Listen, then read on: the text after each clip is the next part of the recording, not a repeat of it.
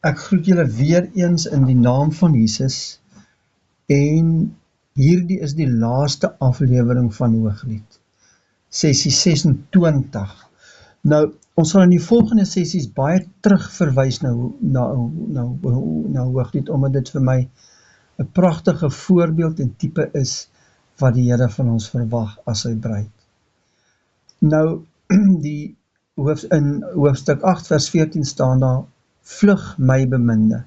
Nou die meer korrekte woord vir vlug is in die Old King James Bible vertaal as make haste. Die maagd roep dat hy gou sal maak om sy bruid te kom haal. Sê, Here, kom asseblief, kom haal vir ons. Nou, ek wil so 'n bietjie verwys na Daniël, want dit gaan so bietjie lig plaas op wat in vandag se lewe aangaan. Daniël moes die droom of gesig van koning Nebukadneser uitlê. En ek dink almal het al daardie beeld iewers in 'n boek gesien of een of ander skets van die beeld gesien. Dit stel die verskillende koninkryke voor wat nog moes kom. Dit werk van die kop af ondertoe, maar ons gaan nie nou in detail daaroor praat nie, maar die voete en die 10 tone is die laaste koninkryk wat bestaan en ons leef nou in daardie tyd. Die voete van yster en klei en stel die mens voor waarin hulle nou 'n computerchip in die brein van die mens wil installeer, sodat die mens met die dier kan integreer. Die klei is die mens en die yster is die computer. Nee? So die klei stel ons voor, ons is van klei, en die computer is gemaak van yster. Nou hierdie yster en klei is hierdie 'n koppeling wat die nuwe wêreldorde wil maak tussen mens en die dier. Hierdie twee sal nooit kan meng nie. Hulle wil hê dat ons soos die robots wat hulle nou bou, wat gekoppel is met die internet, ons ook so sal koppel met die internet, wat ons dan super transhumanistiese wesens sal maak, of mense sal maak. Weet nie of jy dit dan 'n mens sal kan noem, maar baie slim, soos 'n robot, wat met die internet gekoppel word. Maar Daniël sê, dat dit nie gewerk nie. Die Here het van hom gewys, dat hierdie gemengery van yster en klei gaan nie werk nie. Ons het nie geweet dat dit gaan wees nie. Ons het nie geweet dat dit die vermenging van 'n rekenaar in 'n mens gewees en 'n breinchip, 'n chip in die brein sit, sodat ons met internet gekoppel is. Dit gaan nie werk nie. En God sal dit nooit toelaat nie. As ons verder lees in Daniël, sien ons dat in hierdie tyd, die tyd waarin ons nou leef, God 'n koninkryk gaan verwek. Met ander woorde, hy gaan 'n koninkryk tot stand bring, wat in ewigheid nie vernietig gaan word nie. Hierdie koninkryk is ons, sy eklesia, sy bruid. Ook in Daniël 2 vers 36 sê hy, toe is tegelykertyd die yster, die klei, die kop, die silwer en die goud fyn gestamp, en dit het soos kaf geword van die dorsvloere in die somer, want die wind wat die wind wegneem, sodat daar geen spoor van gevind is nie.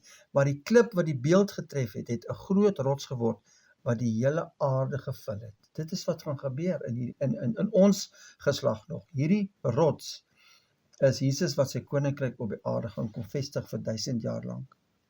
Nou hierdie is die koninkryk wat hy op die aarde gaan kom vestig. Nee, hy is besig om vir hom 'n bruid voor te berei, en hy doen dit al vanaf die uitstorting van die Heilige Gees in Handelinge. Is Jesus al besig om sy bruid voor te berei. As jy wedergebore is jy deel van sy bruid. Hierdie bruid gaan hy kom haal, net soos hy vir sy disippels gesê het, hy gaan ons saam met hom neem na hom toe, en ons sal altyd by die Here wees. Hoe wonderlik, wat 'n wonderlike gedagte. Hy gaan 'n bruid kom haal, 'n bruid wat skoon, rein en heilig is, wat tot in ewigheid gaan regeer saam met hom. Kyk wat sê Openbaring 3 vers 20, hy bevestig dit wat Daniël gesê het. Hy sê, kyk, ek staan by die deur en ek klop. As iemand my stem hoor en die deur oopmaak, sal ek ingaan na hom toe en saam met hom maaltyd hou en hy met my. Onthou, hierdie deur wat die Here hierby klop, is die kerk. Hy klop aan die individu se deur wat in vandag se kerk is. Onthou, ons leef in 'n Die kerk van Laodicea, dis 'n gevalle kerk, dis 'n lauwarm kerk. Daarom het ek voorheen gesê, ons moet sorg dat ons die stem van die Here kan hoor, dat ons 'n verhouding met hom het, want ons leef in die tydperk van 'n lauwarm kerk, waar die ontwikkeling van die wêreld die mense wegtrek van die Here Jesus af. Nou, hy staan by die deur en hy klop. Nou, as iemand my stem hoor en die deur oopmaak, sal ek ingaan na hom toe en saam met hom maaltyd hou. Met ander woorde, hy soek 'n verhouding met jou, 'n intieme verhouding met jou. Dan gaan hy verder en net die volgende vers sê, aan hom wat oorwin. Nou wat is daai oorwin? Ons het gesien in Hooglied, oorwinning kom alleenlik as ons in die opstandingslewe wandel. Jesus is daai opstandingslewe. As ons in sy lewe in die gees wandel, wat Romeine sê, dan is ons oorwinnaars. As ons in die vlees wandel, is ons nie oorwinnaars nie. So ons moet in die gees wandel, maak nie saak of jy getuienis het van wedergeboorte of nie. As jy in die gees wandel, dan is jy 'n oorwinnaar. As jy nie in die gees wandel nie, is jy nie 'n oorwinnaar nie. Hy sê, aan hom wat oorwin, sal ek gee, dis voorwaardelik, om saam met my te sit op my troon. Hy wil sy troon deel met sy bruid. Is dit nie amazing nie? Soos ek ook oorwin het en saam met my Vader op sy troon gaan sit het. Nou, hierdie brief in Openbaring is gerig aan die kerk van vandag, die kerk van die Laodicense, dit is die kerk van 1900 af, totdat hy ons gaan kom haal, tot nou toe. Dit is die kerktydperk waarin ek en jy nou leef, en dit is die kerktydperk wat ons die hoogste loon bied. As ons kyk na die 7 kerke van Openbaring, is hierdie kerk die kerk wat ons die hoogste loon bied, hierdie tydperk waarin ons nou leef. En ek dink dit is omdat die misleiding in hierdie tyd so geweldig groot is, en ons het onderskeiding nodig en moet 'n intieme, hegte, lewende verhouding met Jesus hê, om die leuen van die waarheid te onderskei. As ons nie daai verhouding met hom het nie, en alles wat hier gebeur, al die aanslae na hom toe vat, en sê, Here, wys my, leer my, openbaar vir my, dan gaan ons nie daai onderskeiding hê nie. Nou kyk wat het Isaac Newton gesê. Dis omtrent seker 2, 3, ek weet nie hoe lank terug nie.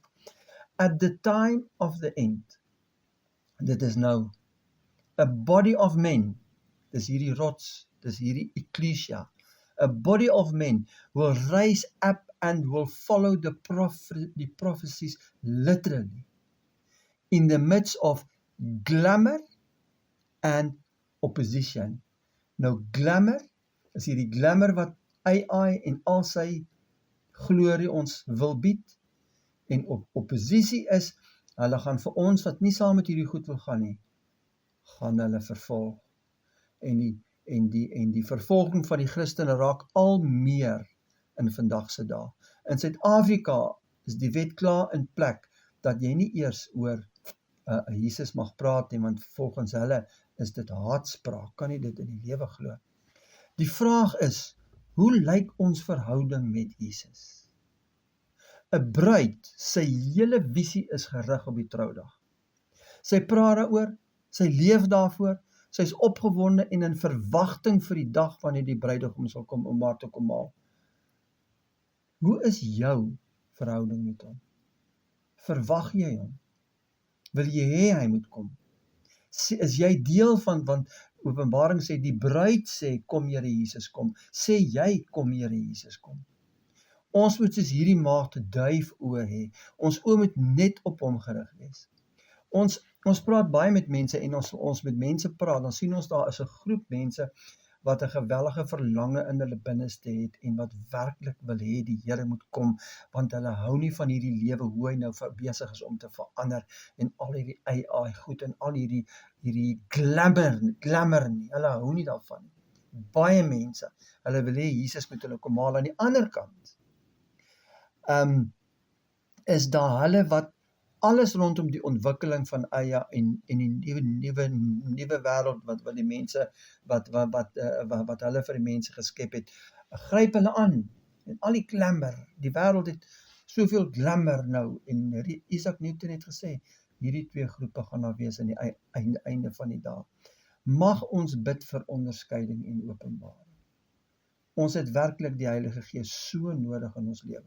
Nou kyk wat sê daai vers 14 verder, hy sê, en maak soos die gemsbok of die jong takbok op die Basenberge. Nou haar hart sien uit na 'n lewe saam met haar koning, waar die berge nie meer 'n plek gewees van worsteling en ontwikkeling nie, maar dit gaan 'n plek wees sonder moeite, soos wat die gemsbok en jong takbok oor die berge beweeg, sonder moeite, sonder swaar kry, sonder verdriet, gaan ons die lewe dan saam met Jesus Christus, ja vir ewig en tot in ewigheid saam met hom leef.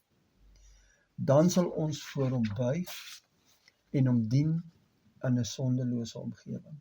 Dit nie wonderlik wees nie. Ons sien so uit daarna, dan sal die begeerte van sy hart tot volkome vervulling kom, omdat sy bruid by hom sal wees tot in ewigheid.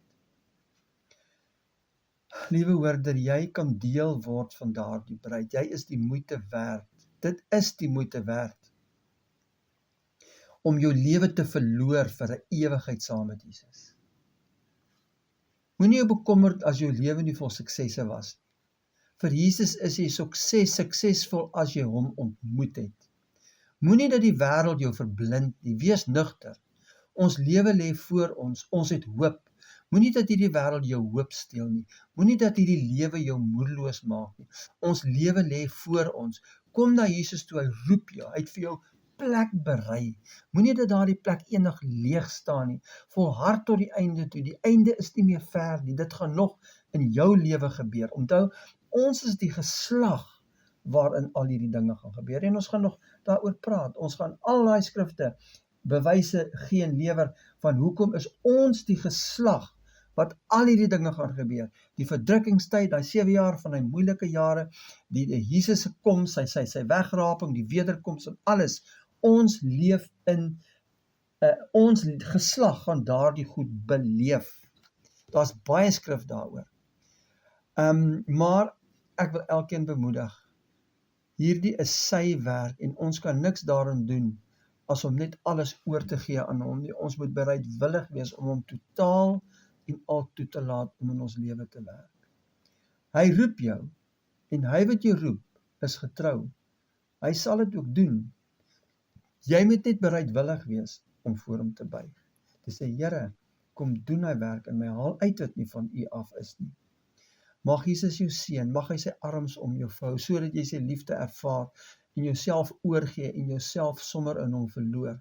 Ek bid dit vir elke een wat na hierdie reeks geluister het, en ek glo dat elke een wat na hierdie reeks geluister het, 'n soeke het na meer van Jesus, en daardie soeke word deur die Heilige Gees in jou hart geplaas, en hy sal daardie soeke vervul. Onthou, ons vlees kan nie die Here soek nie.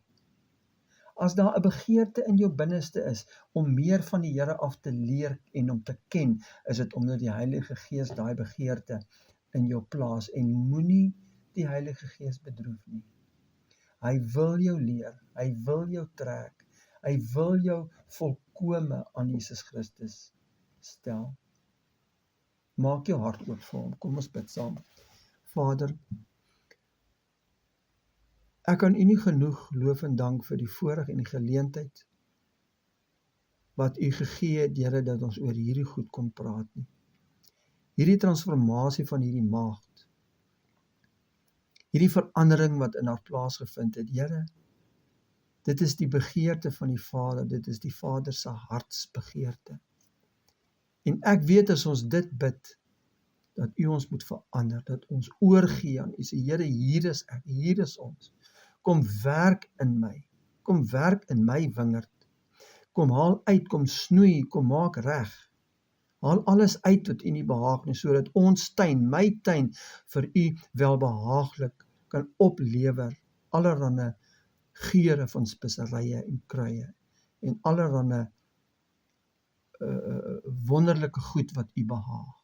Vader, ons bid dat u met die Heilige Gees sal kom en die naprediker sal wees van hierdie boek, Hooglied, hierdie wonderlike boek in u woord, wat ons so min van geweet het. Maar Here, dankie dat u dit aan ons kom openbaar het, en dat u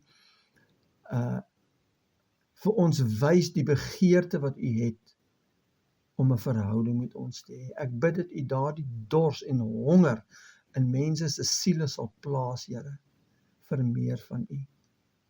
Ons bid dit in Jesus naam. Amen.